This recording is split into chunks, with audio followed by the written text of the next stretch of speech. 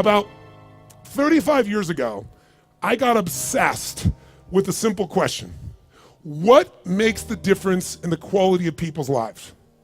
What makes some people leaders and other people followers?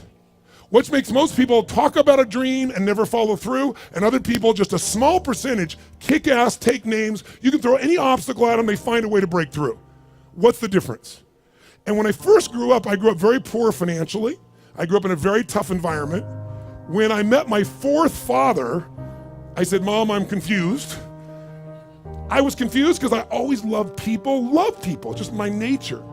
But when I was in high school, I was not the most popular kid in school. In fact, the most popular kid in school treated me like hell.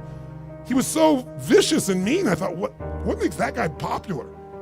So it made me obsessed to want to know why people's lives turn out so differently. And my first answer, growing up poor with no great role models, was, well, some people are just lucky. They grew up in a family where everybody loves each other and they stay together.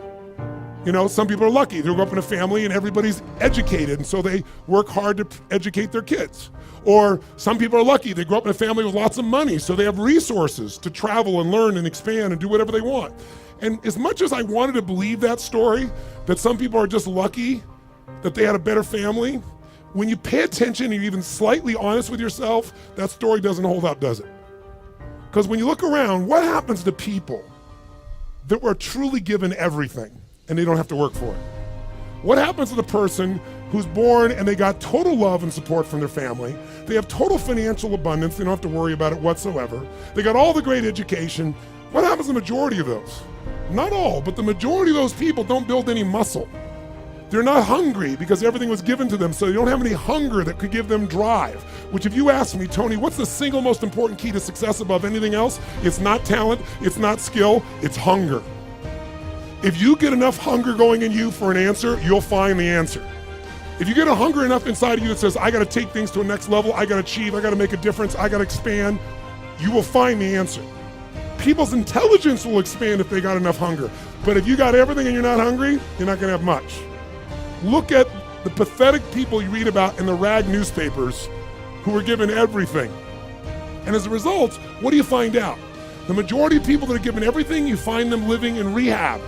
They've been getting everything else and they're going in and out of rehab for drugs or alcohol or something else. And then you find these people that life seems to have stepped on. You know the kind of people I'm talking about? Life has kicked them in the face. They've experienced tremendous injustice. Nothing has been fair to them. They've been abused mentally, emotionally, sexually, spiritually, whatever. And very often, those are the very people that most of us are inspired by, who achieve levels that most people never dream about and who touch society. For example, what would you guess would be the future for a child if I described their background? Because most people think biography is destiny. What you've been through determines who you are. And most of us, if we're not succeeding, can tell everybody the stories of why we're in that place. But it's much more fun to tell people where you are today in spite of what happened in your life. That's a much more interesting story, isn't it? But if you look around, what if a person's story is this? True story. A person's born and their father's not there as a baby. Their father left before they got there. Their mother is going to raise them and their mother's 13. A child being raised by a child. If that's all I told you, what would you predict the future of this child would be good? Real positive, uplifting, expansive, powerful, influential, or concerning? Concerning. What if I said this 13-year-old mother didn't know what to do with this baby and was overwhelmed, so she gave the baby most of the time to her grandma, who had lots to deal with? And what if I told you, with grandma not noticing, before this child was 13, she was sexually abused more than 3 times by different people in family and friends? Now, a little baby being abused, a child being abused. What's the future? Doesn't look too bright, does it? What if I told you at 13, when the baby turned 13, this baby became exactly like her mother and became pregnant as well? Followed exactly in her mother's footsteps. What if I told you at 13, when the baby arrived, the baby was stillborn? The baby died at birth. What would that do to an adult mom having a baby, much less a 13-year-old child?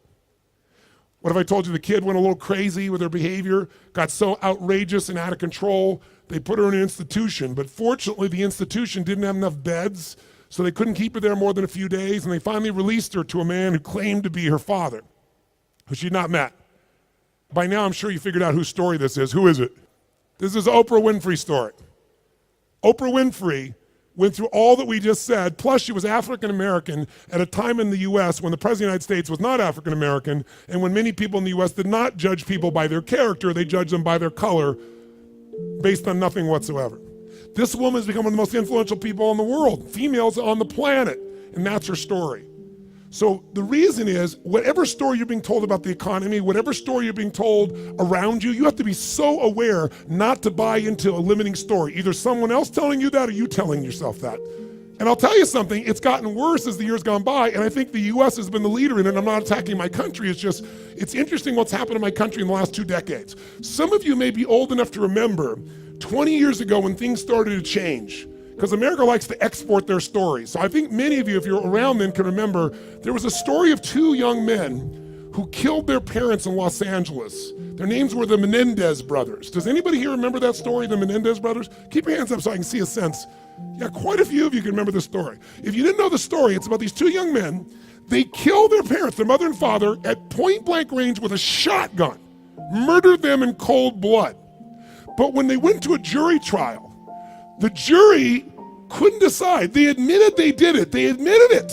But they said, but our parents were abusive. And so the jury literally was deadlocked. It took 2 jury trials to convict them. Now, all because they were abused. Well, many people are abused. They don't kill their parents with shotguns, right?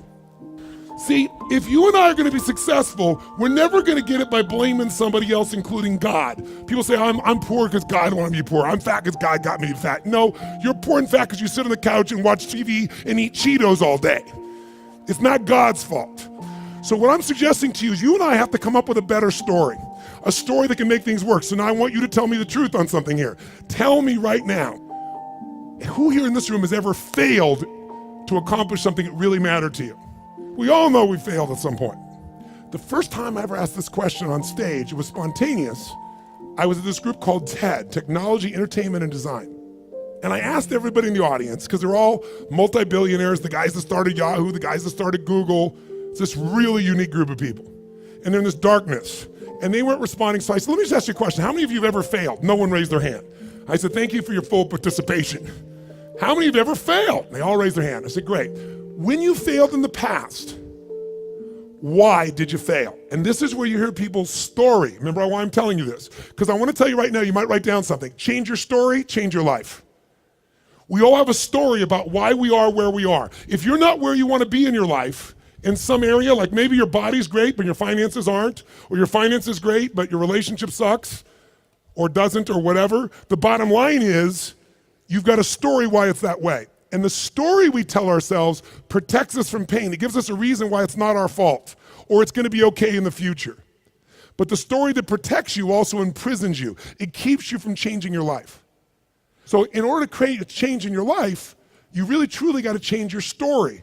You got to shift your story. You got to find a story that's going to empower you, a story that's going to strengthen you, a story that'll push you beyond anything you've ever done in the past.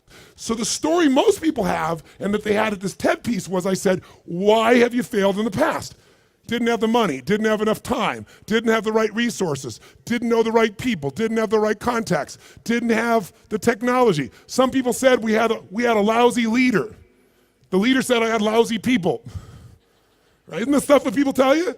And then in the darkness, I heard this voice say, I didn't have enough Supreme Court justices. And I looked into the dark room down there in the front row, and it's Vice President Al Gore, who lost to George Bush, and the whole crowd, I was in Northern California, and it was a Democratic crowd, so they all stood up and cheered like crazy. And when they're done cheering, I just stood there and I said, that's one way to explain why you didn't become President of the United States. You didn't have enough Supreme Court justices. But I might suggest there might be a different reason. And everybody was like quiet, going, what's he going to say?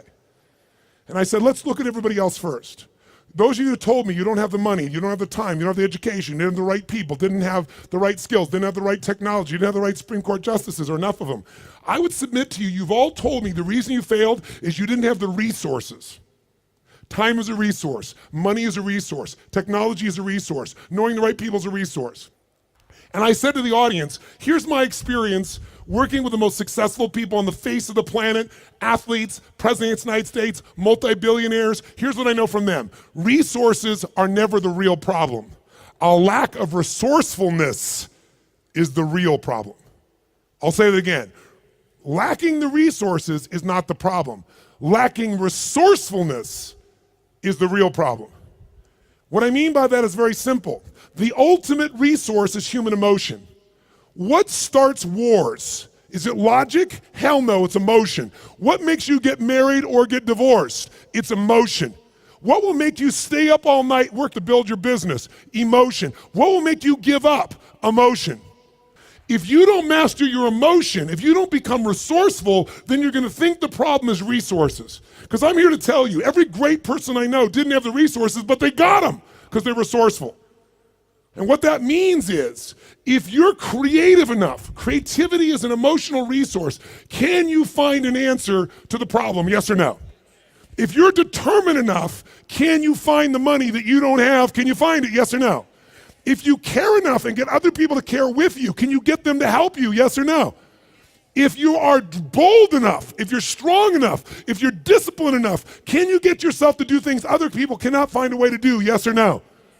See, the ultimate resource is resourcefulness. And I tell you that, my friends, because I grew up with no resources, but I became very resourceful, and that's why I have the privilege to be with you today. And I said, so are you, Mr. Vice President? I watched you speak last night, and the previous night he'd spoken to this Who's Who crowd, and he had spoken on the inconvenient truth. And it was the first time he did that speech that they made into a movie. And he was so passionate. And you never saw him passionate, but he was passionate. He grabbed everybody. People liked him, people didn't like him. I said, listen, let me tell you something. You said you didn't have enough Supreme Court justices? Here's the truth. I watched the debate with you and Bush. I wanted to vote for you, but I couldn't. There wasn't any energy. There was just ego there. I said, I watched those debates. I said, if the guy that was up here last night was the guy in those debates, you wouldn't need the Supreme Court justices. And the whole crowd went berserk. They started clapping, standing ovation, and he came over and gave me a little high five and said, you're right. And we became good friends out of it. And people came to me afterwards, the guys from Kleiner Perkins, multi-billionaires, they took me to dinner and they go, we've all been thinking that. No one would ever say that. How could you say that publicly? I said, because it's the truth. They go, yeah, but no one said it. And guess what?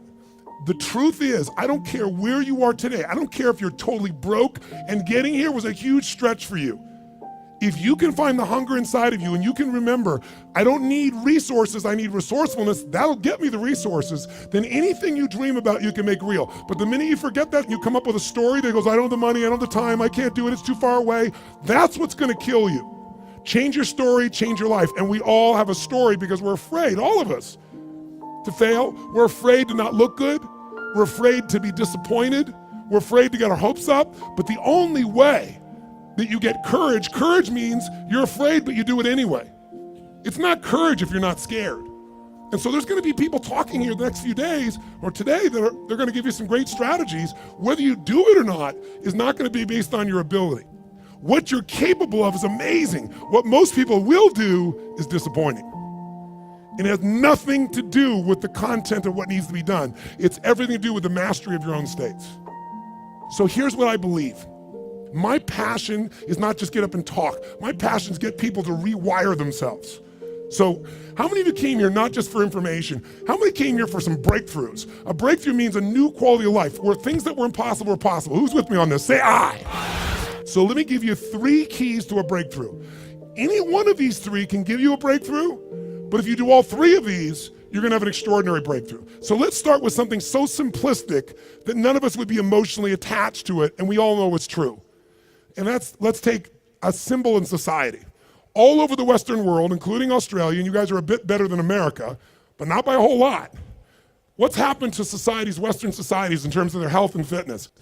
Now, I don't know the current numbers here in Australia, but I'll tell you how bad it is in the US. I know you're slightly better than this. 1/3 of Americans are obese now. 1/3. Literally 60% of Americans are overweight. Now, I wanna ask you a question. Is that because the strategies required to losing weight are so complex that it's just completely overwhelming? Is that why, yes or no? No.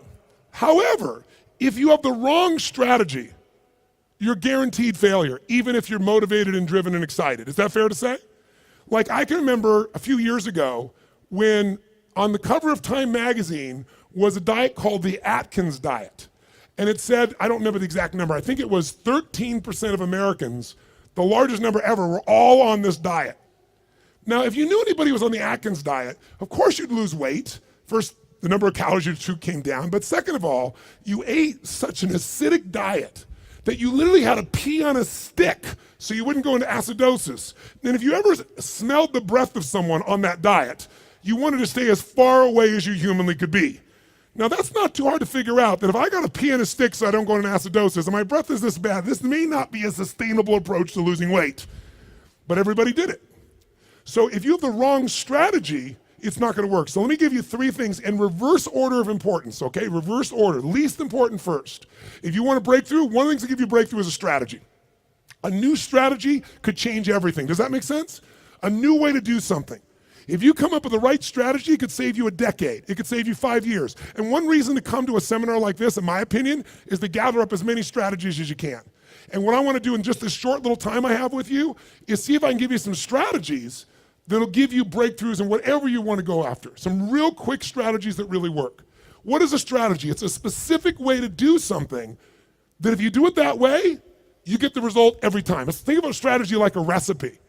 If you know someone's recipe and they took 25 years to figure out how to make the perfect chocolate cake, and you're not a baker, but you got their strategy, you got their recipe, how often can you get the same quality of chocolate cake if you follow their recipe, if you follow their strategy? How often will it work? How many times? Every single time. That's the beauty of a strategy. So there's going to be a lot of strategies available to you here during this course. I'd be listening and find the strategies that appeal to you most. But I'd submit something to you, my friends. I'm a strategist. I'm a business and life strategist. I'm always finding the little thing that'll change it all. I'm obsessed by it. And I filled up my events with them. But I know something about strategies. You can give someone the perfect strategy, and they can still not do it. They can even know it's the right strategy and still not follow through. That's why the problem in our society is not a lack of strategies. If I said to you right now, okay, we gotta lose weight, and we're in downtown Brisbane, and we were to walk 10 blocks, how many places would we pass within 10 blocks that could help you to lose weight, for example, or get fit or get strong? How many? In fact, you don't even have to get up out of this building to learn how to lose weight, because today, God forbid you were gonna get up and walk, you could just pull out your iPhone or your iPad or whatever phone you have, and you could download 10 books right now that you'll never read, right? On how to do it. Maybe you'll start reading the first one, and then you'll get a little text. Oh, what's the text say? And you won't read the rest of the chapter. How many trainers are there in the Brisbane area that could get you fit and strong? Are there plenty, yes or no? Yes. So, is it a strategy problem, do you think?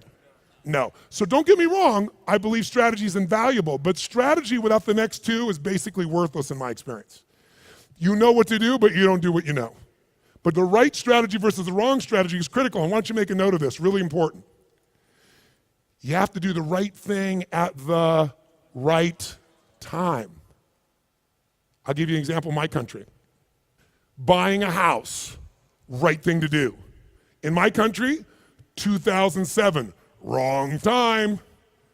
If you bought a house in the United States in 2007, right now, you're upside down anywhere from 30 to 70%. 70. In places like Las Vegas, they're down 70%. I have a friend that had a $10 million home just sold for $3 million. That's why, my friends, I'm a student of seasons. That's why you have to understand and become so incredibly bright and aware as to what's really going on. So when someone tells you the strategy, you go, is that really right now? Because they'll show you a strategy that worked. The question is it working now? You want someone who's done it and is doing it. People go all the time and they go see someone, let's say a really nice stockbroker who then tells them what to do with their finances, but you got more money than he does. That ought to be a clue he's not the person to talk to. People go to psychiatrists all the time that are taking antidepressants for their depression, and they wonder why they don't get better. I mean, we're weird this way.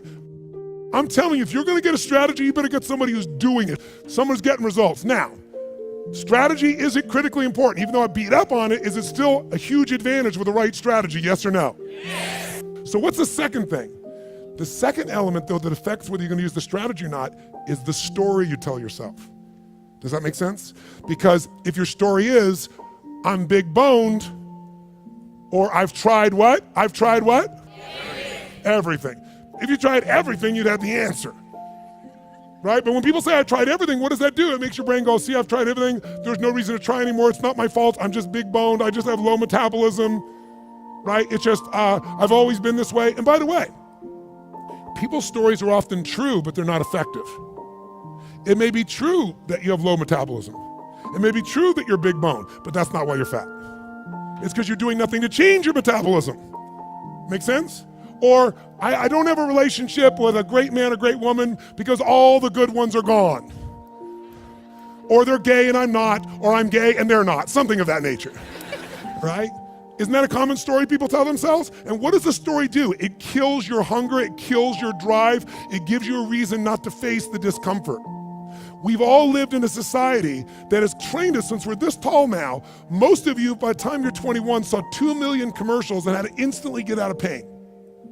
Instantly out of pain. You know what the problem with getting out of pain is? It takes away the purpose of drive. How many of you know somebody who takes antidepressants right now and they're still depressed? That's because they have the same story. Even though they changed their biochemistry, the same story brings them to that lousy place. If your story is, I don't have the resources, that story is gonna kill your future. If your story is, I can get any resource I want, if I find a way to add enough what? Value to other people's lives, then you can get the resources. It's so amazing. I don't know, because in Australia, you don't have a lot of places to go. I know there's a few, but how many of you in this room ski or snowboard? In skiing or snowboarding, if you take up the sport and you get on a really vicious hill, what they call a black diamond hill, there's edges where if you don't stop, you go to the edge and you'll die. And what happens is when you're brand new and you're starting to skid out of control, most people slam themselves on the ground and try to hang on to the hill for dear life. And those are the people that will never master skiing or snowboarding, because they let their fear of the edge push them down. The person that goes, I'm gonna dig in, I'm gonna work even harder, I'm gonna carve. It's scary as hell, but I'm gonna stay with it. They learn to carve. Those are the people that have skiing or snowboarding be something they love for the rest of their life. Your story is everything, my friends. And by the way, I'm not lecturing you, I'm sharing with you because I've learned by my own stupidity. That's the only reason I can share this. But you change that story, you'll change your life. Give up the story that limits you. It may even be true. You may have ADD. You may have been abused as a child. It may be true. But that story is not why you don't have great relationships or a great business now. You don't have great relationships or great business now because you're so afraid of trying and failing, you keep telling that story instead of taking action. Third key, the most important key. Because by the way, if you come to somebody and they go, well, I'm big bone, and go, that's just your story. They're going, I'll show you a story, I'll beat you to a pulp. We have to do this to ourselves. But if you are gonna help someone change, including yourself, you need the third element, the most important element, and that is you need the right state. State, or Australians call state. State.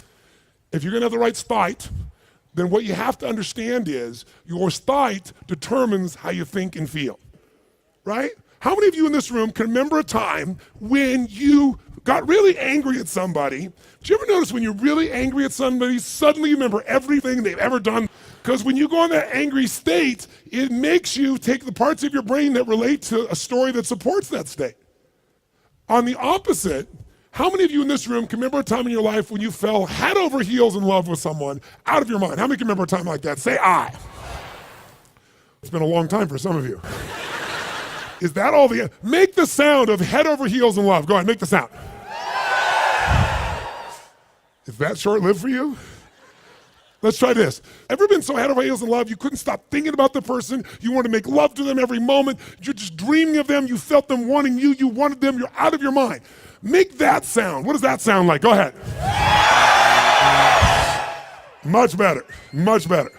See, in the beginning of a relationship, when you love somebody, what will you do for them when you love somebody? What will you do? Anything. If they say, would you take out the trash? You go, take out the trash. Right? But after 7 weeks, 7 months, or 7 years, or 70 years, somewhere in that range, something clicks different in you and they go, could you take out the trash? You go, what do I look like, your janitor? And they go, I don't know what it is. We used to have so much passion. Where did it go? I'll give you a clue, write this down. If you do what you did in the beginning of the relationship, in the end of the relationship, there won't be an end. If you do what you did in the beginning of the relationship, in the end of the relationship, then there won't be an end. How long have you two been together? A year. 20 years from now, there'll be no worries for you two. He's got his arm around her. They're snuggling, they're connected. They're in the middle of the seminar learning and they're totally connected. Do what you did in the beginning of the relationship, at the end of the relationship, there won't be an end. It's so simple. That's the difference in state, isn't it? Because when you go in a different state, you come up with a different story about your partner and then use different strategies that aren't very good. If you're in a great state, great story, great strategies, you tend to maximize. Is this helpful? So tell me, which one of the three here do you think is the one that can screw things up the fastest and can mess things up the most? Which one of these three? Tell me. Story is the one that will sustain the problem. The one that can change everything the fastest is the state. The strategy is useful, don't get me wrong. I live for them. I mean, I can tell you some strategies in business.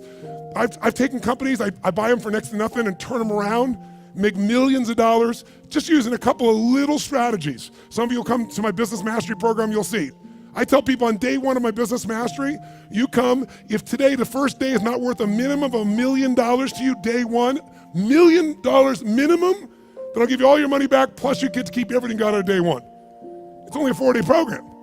My clients are like multi-billion-dollar companies. We've helped turn around HomeX, the largest home builder, to give you an idea, in Mexico. They credit us in the last 2 years to $750 million of increases from what I did with them.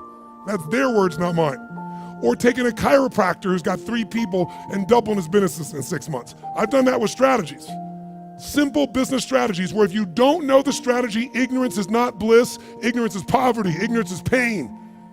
And the way I got those strategies is I willing to fly anywhere, do anything, spend any amount of money because I knew the value of the strategy. But all that still would have been worthless if I didn't apply it. What got me to apply it was the right story in the right state. If you want to change your story, first thing you got to do is change your state. Does this make sense, yes or no? So now, let's take a look at you and what you want. If you and I want to say, why do people's lives turn out differently than other people? We can come up with one word and I can show you where it is. Decisions. Write down decisions, not conditions, determine my destiny. Decisions, not conditions, determine my destiny. If you look at your life and you look back on it over the last 10 or 15 years, I'd be willing to bet there have been some decisions that if you would have made a different decision, your life would be radically different today. Your relationships or your income or your happiness or your body weight. Everybody's got a story about how the condition affected them. But I can take you 2 people that went through the same conditions, and one person comes back from war and they kill themselves or other people, and somebody else comes back and they spend all their life working for peace. I can find 2 people that were abused as a child. One of them lives totally inside themselves, feeling sorry for themselves. The other one becomes somebody who has an incredibly passionate relationship because they're never gonna let anybody hurt who they love. Same conditions, different decisions. So when the economy that you're going through right now, it doesn't matter what the season of your economy is. What matters is the decisions you're gonna make. And let me give you the 3 decisions you're making every moment you're alive, including in this moment. And you see if it's true or not. First decision you're making right now, in this moment, every moment of your life, is what to focus on. What to focus on totally affects your life. Think about it. Whatever you focus on, you're gonna feel, even if it's not true. If you're focusing on, oh my God, you know, the economy's gonna go to hell, when you focus on like that, you're gonna feel like hell, and your decisions are gonna be hang on to what you got. If you're focusing on, everybody's scared to death, this is a perfect time for me to find an ultimate advantage, because during times of maximum pessimism is when you can do the best. If that's your focus, you're gonna find a different set of opportunities. Focus equals feeling, focus equals direction, focus shapes everything. What's the problem though? Most of us don't control our focus, we let the world around us do it, don't we? If you're gonna turn on the television set, tell me something. What does the news always try to do to get our attention? Tell us what's rosy and beautiful and magnificent? No, or find something that will jolt us. Which one? Jolt us. In the old days, today the news is in your pocket, right? It comes to you through your Twitter feed. It comes to you by being fed to, you know, for example, by text by friends or whatever. The news follows us. But to get our attention in a world where everyone's fighting for our attention, they're looking for a story to jolt you. In the old days, before you had news in your pocket, you walked by a newspaper stand, and if it said something like, headline at the top said, great weather this weekend, what did you do? Smiled, that's cool. Did you buy the paper? No, I'm not gonna buy the paper, great weather, I know what I need to know. But if the headline says, big storm coming, what happened? Boom, some money went in that sucker, you pulled out, you need to know more. So the news is so competitive today, 24/7, there's not enough news. They've got to constantly play this game. So if you don't take control of your focus, the world will do it for you. If you want to feel good about something, what kind of news? What if there was a movie, and you went to the movie, and here's the beginning of the movie. The main protagonist, the main character, cool, having a great time, physically healthy, strong, happy, great family, great finances, great everything. That's how it starts, okay? Second part of the movie, still good. Third part of the movie, phenomenal. End of the movie, everything's cool. Who's gonna go to that movie? What are they gonna say? That movie's the most boring what? Movie on the planet. So you and I, if we don't take control of our own focus, we let the environment do it for us because they're always looking to get your attention. Film at 11, your child could die by drinking the natural water here coming out of this area. And when you get to the story, it's never quite the story, but they use that headline to get you. There are headlines in your own life too, though, aren't there? Headlines we use on ourselves. If you want to change your life, change your focus. I'll give you 3 examples, real quick. Everyone has a pattern of focus. It's not what you focus on in the moment that affects you. It's what you focus on regularly. So for example, do you tend to focus, personally you, on what you can control or what you can't control? Those of you focus on what you can control tend to feel more in charge of life. Those that focus on what you can't control, by the way, is there plenty of stuff we can't control in this world, yes or no? Tons. And if you focus on it, you will be depressed. Depressed people constantly focus on what they can't control. Second, and it doesn't matter what drugs you take, if you keep focusing on what you can't control, you're gonna get depressed if we add 2 more. Here's another pattern. Do you tend to focus on what you have or what's missing in your life? The tendency today is what's missing, and sometimes we make up what's missing. If you focus on what you have, when you're focused on what you're grateful for, how does your life feel? When you start thinking, oh my God, look at how I'm living. I mean, the worst Australian person who's having the worst, toughest time is having a better time than 90%, I should say, more like 80% of the planet. Because about 80% of the planet lives on $2 a day. Most of us, our worst nightmare is somebody else in the world's greatest dream. But if we don't focus on what we have, when we focus on what we're missing, you're gonna feel like hell. And don't get me wrong, sometimes focusing on what you're missing will give you some drive. Cool, but you just gotta balance it out. People are depressed, always focus on what they can't control, always focus on what's missing, and here's the third one they have, third one. And by the way, most of you have one of these, maybe 2, not all 3. If you have all 3, I know you get depressed pretty easily, okay? Third one, do you intend to focus on the future, the present, or the past? Now, we all do all 3, right? But which one do you tend to put more focus on, the future, the present, or the past? What is it for you? Just say it out loud, quick. Future. Now, in this room, you hear a lot of the future, which in my country is called future. And most of you came here because you're interested in the future, aren't you? Isn't that why you came here? That gives you an advantage, doesn't it? Because most people tend to look at the past. If you're focused on the past, since you can't control it, it's gonna probably, many times, lower your energy or even depress you. If you focus on the present, you'll probably be happier because the present moment's got more to it. A great business person looks at the future and the present, back and forth. A great happy human being tends to live in the present. A miserable human being tends to live in the past. Now, there's some exceptions. If your past is the best part of your life, you might want to spend more time there. But the problem is, if you're trying to drive yourself into the future and you're using a rear view mirror called the past, what's gonna happen, my friends? Tell me what's gonna happen. You're gonna crash. You're not gonna go backwards, you're gonna crash. Make sense? So these are just 3. I could give you so many more, and if you decide to come to the seminar, we're not just gonna tell you this, we're gonna work on it, but I wanna at least make you aware of it. So if you catch yourself focusing on what you can't control, go, okay, of course I can't control this, but this is what I am in charge of. This is what I can control. I'm missing this, that may be true, but here's what I do have. That will shift your state, which will then allow you to come up with a better what? Story, which will then get you to possibly be able to use a better strategy. Here's the second decision you're making right now as you're sitting here. Second decision, as soon as you focus on something, you now have to give it a meaning. What does this mean? What does this mean? So for example, is this problem in your life a problem? Is it God punishing you? Would it feel different than if you said I have a problem versus God's punishing me? Or is it a challenge? Or what if it was a gift? What if this problem was truly a gift? Would it change how you felt, the state you're in, the strategy you would find, versus if you thought this was a curse? You better believe it. And every moment we're making decisions once we focus on something, on what it means. Were you just humiliating me? Were you teasing me? or you're challenging me. Whichever one you come up with is going to change a very different relationship between you and I. And it's all what you make up in your head, the meaning you give it. Is this the end or the beginning? If you think this is the end of a relationship, are you going to treat the person the same way as if you think it's the beginning of a relationship? Yes or no?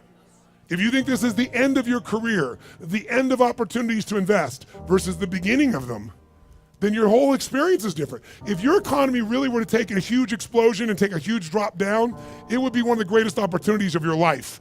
The fact that it's no longer growing geometrically is an advantage to you, if you understand that. Because by the way, you make more money when things burn down than when they grow because they burn down faster. It takes years to build the towers in New York, burn them down in a couple hours. And if you're smart, you can know how to do well no matter what the economy is doing. That's really the skill set you gotta master. But none of that will you get to unless you can come up with an empowering meaning from the situation. That's what makes somebody successful. What makes Oprah Oprah is she focused on what she could control. Oprah focused on what was possible, what was in the future, and how she could do something right now to make it happen. Oprah mastered meaning. She didn't say, I'm African American, I'm poor and I'm broke and I have no resources. She goes, I'm a tower of power and I'm gonna find a way to make this world change. Those belief systems got her, those states and beliefs, to the strategies that made her Oprah. Make sense? So, the piece here is meaning. What does it mean? And then the third decision you're making right now, and again, when I say you're making it, be honest. You may not be making these decisions consciously. They may be being made in your unconscious just habitually because you're not paying attention. That's why you and I want to change our life. We got to wake up. So we decide what we focus on, we decide what things mean, and then the third decision, we decide what to do. What to do. Do I quit or move forward? Do I go interview this person and figure out what they know, or do I just go home and have lunch? Do I enroll in this course so I keep growing, or do I go home and say, let's just see how I do? Your decisions are gonna be affected. Do I stay married or do I get divorced? Do I walk up to that person and say, I wanna meet you, or do I just stay here and go, maybe it's not the right time? Your decisions of what to do are powerfully shaped by the emotions you're feeling, and the emotions came from the meaning. The Tony Robbins podcast is directed by Tony Robbins and hosted by Anna Yord. Carrie Song is our executive producer. Tyler Culbertson is our associate producer. Jamie Carvajal and Adriel De La Torre are our digital editors. Special thanks to Diane Adcock and Mary Buckheit for their creative review. Copyright Robbins Research International.